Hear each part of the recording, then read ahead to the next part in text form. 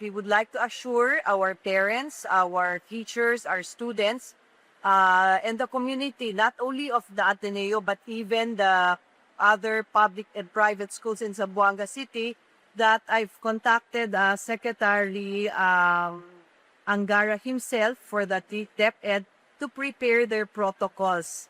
On the part of the Sangguniang, Panglusod, through our OIC Vice Mayor Mel Sadain, we are willing to be able to legislate what is needed to be done.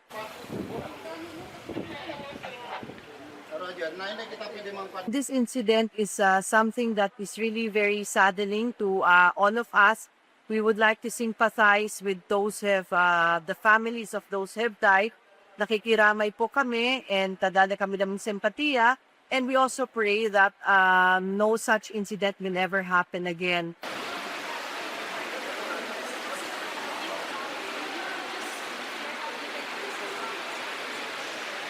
Na yung gusto natin na theory sa kabataan, dapat medyo magkaroon ng yung edad pa. Kasi nakita naman natin yung mga batang gumagawa nito, medyo cook sila sa social media. So meron tayong deal na yan na gusto natin masuportahan ng taong bayan para pumasa. Pangalawa, yung sa juvenile justice law. 2 bill po yan.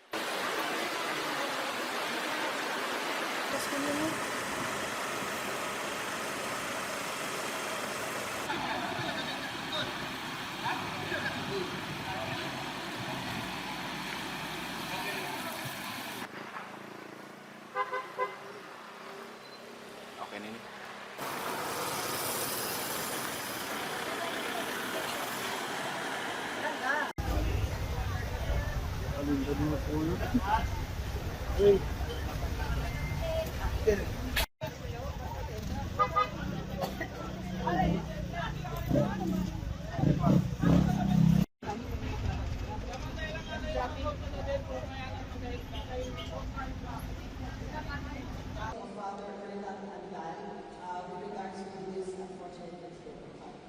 It is a very, very sad day for all of us.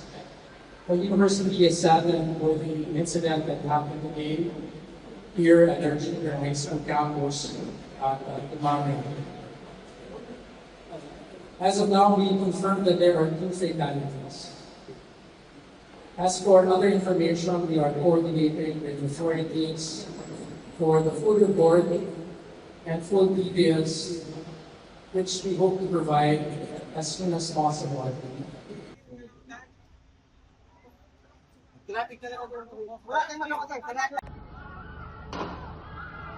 May daan siya dito sa Loob Ateneo.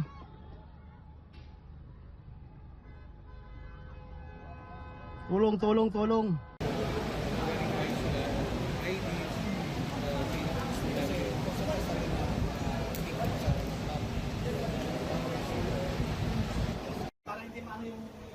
In case na kasama sa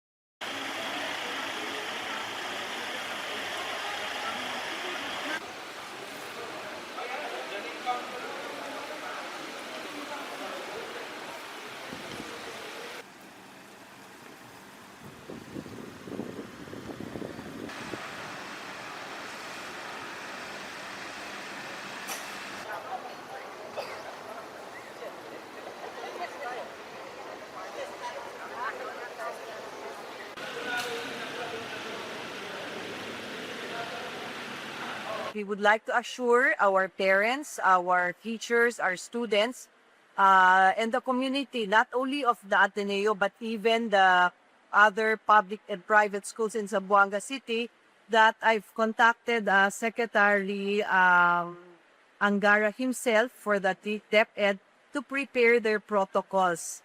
on the part of the Sangguniang, Panglusod, through our OIC Vice Mayor Mel Sadain, we are willing to be able to legislate what is needed to be done.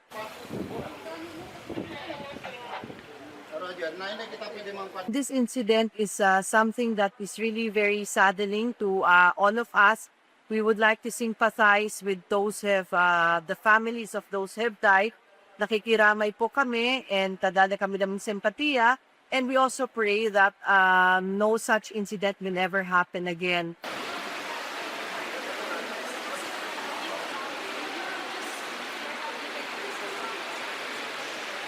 Na yung gusto natin na theory sa kabataan, dapat medyo magkaroon ng yung edad pa.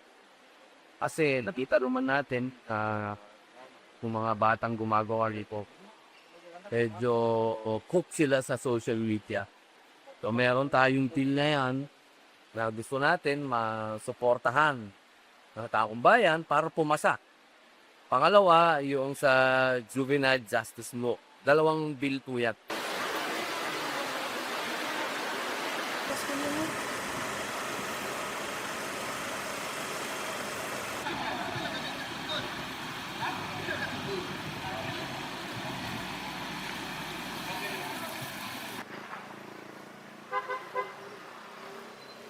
Okay, Nini.